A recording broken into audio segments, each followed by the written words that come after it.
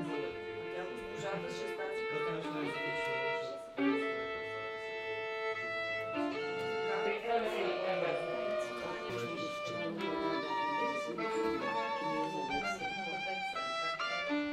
Аз съм Койна Русева. Във филма Есента на ловеца играя Ана. Бивша цигуларка, настояща тъжна жена.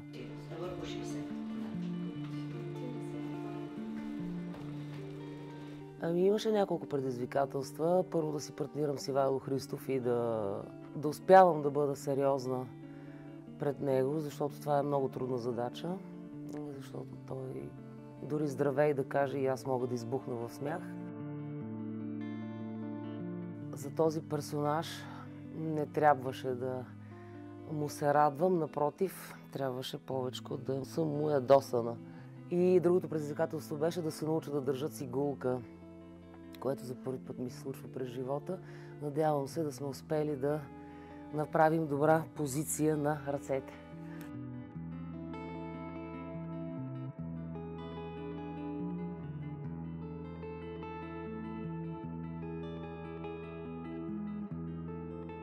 Беше много приятен процес. Аз съм много изненадана, че Андре видя в мен този персонаж. Това много малко български режисьори биха го видяли.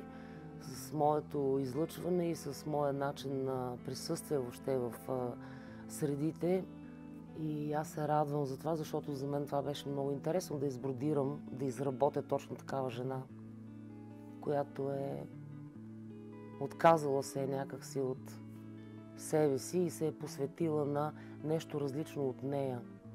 Загърбила е нейната лична мечта да бъде световно известен цигулар.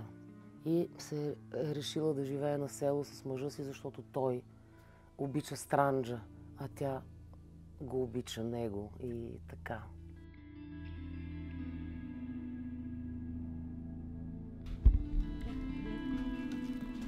Здравей, Павка! Здравейте!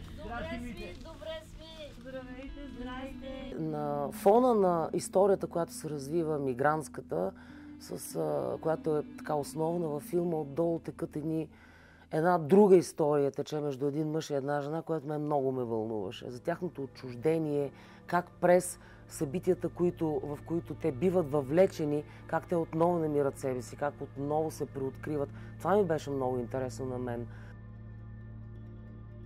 Опитвам се да започна да мисля като този човек. Това ми е начина на влизане в роля.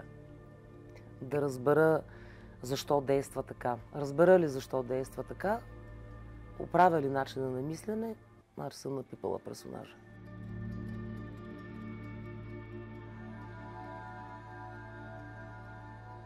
Чешите този персонаж, но мисля, че така се припокриваме.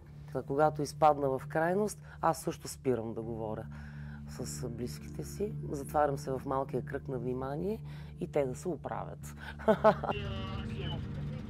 Добре.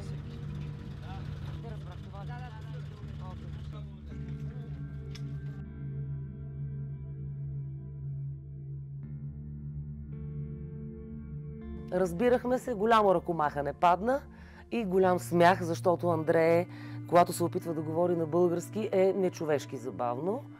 И добре, че имаше хора да ни превеждат, за да се разбираме какво искаме един от друг. Но мисля, че се получи много, много добра работа. Целият филм е в мен. Няма моменти.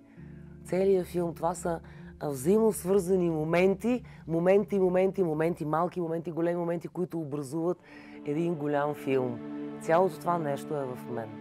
Удоволствието от добре свършена работа и от добре разказана история. Това остава в мен.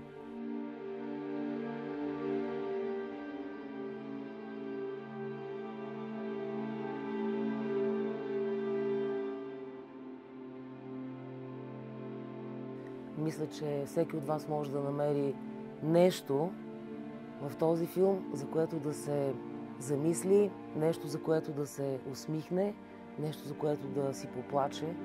Гледайте Есента на ловеца, защото е много докосващ филм.